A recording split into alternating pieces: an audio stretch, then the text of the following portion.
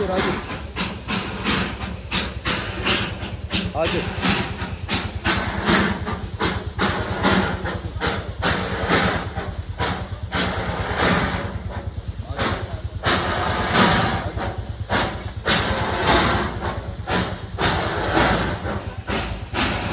हजुर हजुर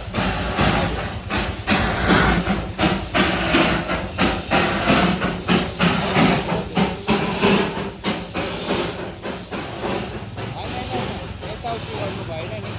तपाईँ मेरो केही पनि हुनु भयो भने ठिकै कुरो भनिदिँदैछु नि ल ढिलो भयो भने